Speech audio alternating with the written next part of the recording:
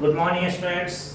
आज आपका केमिस्ट्री का एक नेक्स्ट पार्ट मैं स्टार्ट करने जा रहा हूँ। Organic chemistry. ऑर्गेनिक केमिस्ट्री है क्या आप कुछ पूछना चाह रहे हैं? ऑर्गेनिक केमिस्ट्री वास्ट है या इजी है? ठीक है, मैं आपको केमिस्ट्री ऑर्गेनिक केमिस्ट्री के कंसेप्ट को समझा रहा हूँ कि ये वास्ट है या इजी है। बैठ जाइए। देखिए, ऑर्गेनिक केमिस्ट्री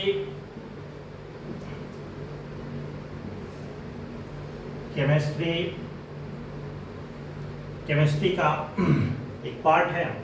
जैसे बेसिकली हम लोग पढ़े हैं ऑर्गेनिक केमिस्ट्री के अलावा भी फिजिकल केमिस्ट्री, इनऑर्गेनिक केमिस्ट्री, ये सब केमिस्ट्री का पार्ट है।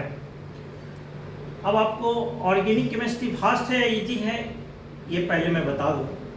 तो मैं कह रहा हूँ कि ऑर्गेनिक केमिस्ट्री आपको सबसे इजी पार्ट है केमिस्ट्री का। वो कैसे? तो आइए मैं आपको समझाता हूँ। तो आपको ऑर्गेनिक केमिस्ट्री में जो ऑर्गेनिक कंपाउंड्स की स्टडी करना है उसमें लिमिटेड एलिमेंट्स है और मेन एलिमेंट्स क्या है? तो कार्बन है। बेस एलिमेंट क्या है?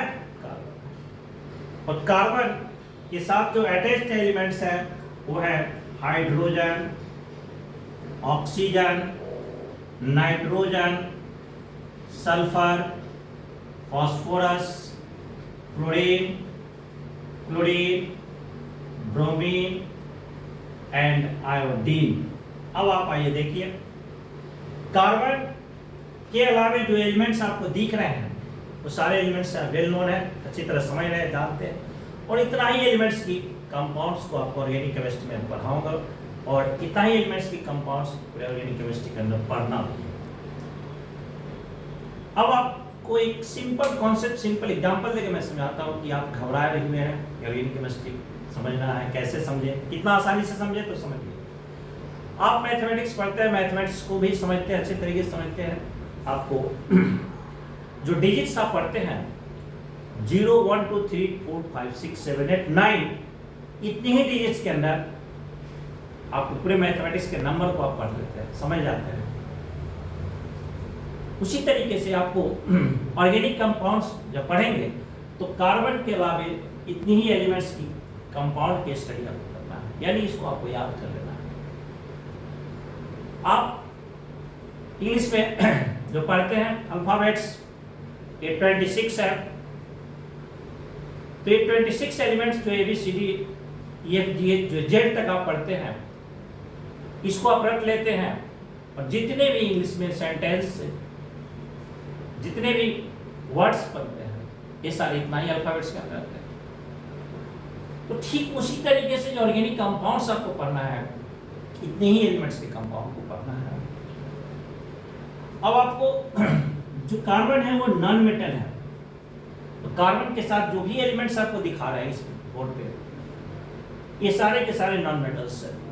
और नॉन मेटल के कॉम्बिनेशन का जो कंपाउंड बनता है वो कंपाउंड कोवैलेंट कंपाउंड्स, यानी ऑर्गेनिक कंपाउंड जो है टोटली कोवैलेंट कंपाउंड्स है, पूरे के पूरे कोवैलेंट कंपाउंड्स हैं।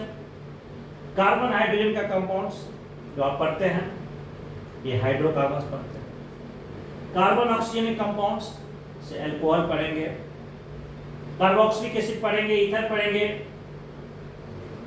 एल्डिहाइड्स पढ़ेंगे, कीटोन्स पढ़ेंगे, कार्बन नाइट्रोजन कंपाउंड्स एमाइन्स पढ़ेंगे। कार्बन सल्फर का कंपाउंड्स होता है, कार्बन फास्फोरस का भी कंपाउंड्स, इस तरह कार्बन हाइड्रोजन कंपाउंड्स है, फ्लोरीन, ब्रोमीन, आयोडीन के साथ। ये सारे के सारे कंपाउंड्स ऑर्गेनिक कंपाउंड्स हैं और सभी के सभी कोवैलेंट कंपाउंड्स। कोवैलेंट कंपाउंड्स क्यों कहते हैं? क्योंकि आप पढ़े हैं कि कोवैलेंट बॉन्ड्स बनते हैं नॉन मेटल के बीच, और वो बॉन्ड बनता कैसे? तो शेयरिंग ऑफ इलेक्ट्रॉन्स। ये एक बॉन्डिंग का पार्ट है। मैं फिर अपने टॉपिक पे आता हूँ। जो आपका सवाल था उस सवाल का मैं जवाब दे रहा हूँ। अब आप समझिए कि इतना ही एलिमेंट्स से जितने भी ऑर्गेनिक कंपाउंड के अंदर बने हैं फंक्शनल ग्रुप्स, इतना ही एलिमेंट्स के कॉम्बिनेशन। आप आकर देखिए, आप हाइड्रोकार्बन्स पढ़ते हैं तो हाइड्रोकार्बन्स में दो पार्ट होते हैं, aliphatic and aromatic. Aliphatic hydrocarbons के अंदर आते हैं। सैचुरेटेड, अनसैचुरेटेड, उसमें आप पढ़ते हैं एल्केन्स, फिर अनसैचुरेटेड में एल्केन्स एल्काइंस। तो मैं वो एल्केन्स एल्कीन्स एल्काइंस पे भी डिस्कस नहीं कर रहा हूँ, मैं बता रहा हूँ कि उसमें आप कार्बन हाइड्रोजन बॉन्ड्स की स्टडी करते हैं। कार्बन हाइड्रोजन के कॉम्बिनेशन से जो कंपाउंड बना वो हाइड्रोकार्बन है। फिर आप अल्कोहल पढ़ेंगे, उसमें कार्बन ऑक्सीजन बॉन्ड पढ़ते हैं। इस तरह से एल्डिहाइड्स पढ़ते हैं तो उसमें कार्बन ऑक्सीजन बॉन्डिंग है। कीटोन पढ़ते हैं तो कार्बन ऑक्सीजन बॉन्डिंग है। कार्बोक्सिलिक एसिड पढ़ते हैं, इसमें भी कार्बन ऑक्सीजन बॉन्डिंग है।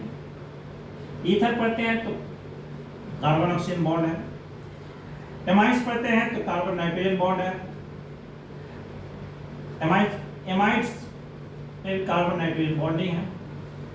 ये सारे के सारे कंपाउंड्स ऑर्गेनिक कंपाउंड्स हैं और ये सारे फंक्शनल ग्रुप जो बने हैं वह सिर्फ इतना ही एलिमेंट्स के कॉम्बिनेशन से। कार्बन सल्फर का भी एक कंपाउंड बनता है, तो एसएच इस कंपाउंड को कहते हैं थायोएल्कोहल्स। कार्बन हाइड्रोजन का कंपाउंड्स है carbon fluorine, carbon bromine and carbon iodine. अब इसी कंपाउंड्स को सिलेबस में डिवाइड कर दिया गया है कि किस कंपाउंड्स को किस क्लास में पढ़ना है।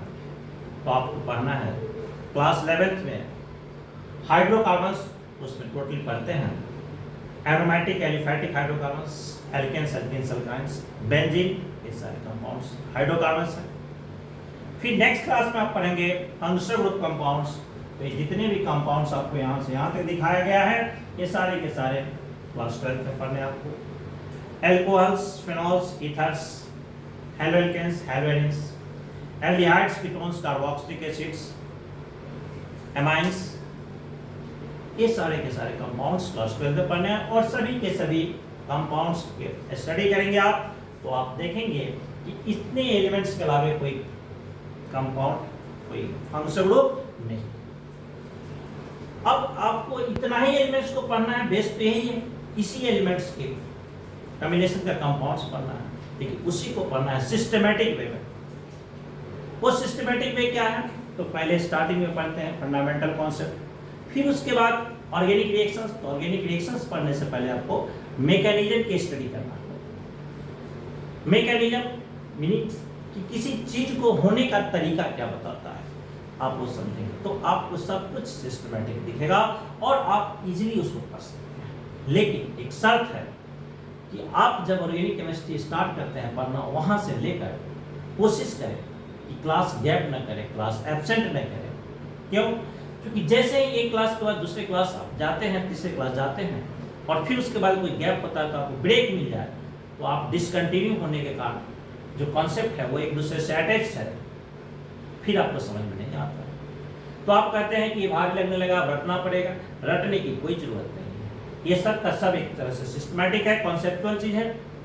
और मैं जो कर रहा हूँ उसको कंटिन्यू करके देखिए और फिर आप हमसे मिलिए, देखिए कि ऑर्गेनिक केमिस्ट्री या तो जो मैं बता रहा हूँ ये इजी है या फास्ट है, ये आपको क्लियर हो जाएगा। ठीक है, तो आज मैं इंट्रोडक्शन के तौर पे केमिस्ट्री और ऑर्गेनिक केमिस्ट्री के टॉपिक को मैं डिस्कस कर दिया। फिर नेक्स्ट क्लास में मैं इसको स्टार्ट करूंगा कि बेसिक चीज से ऑर्गेनिक केमिस्ट्री का ओरिजिनेशन हुआ कहाँ से, ऑर्गेनिक कंपाउंड्स की स्टडी अलग क्यों हुआ, कार्बन के कंपाउंड्स की स्टडी क्यों हुआ, ये सारे के सारे समथिंग छोटे छोटे टॉपिक से जो मैं स्टार्ट करूंगा। Thank you students.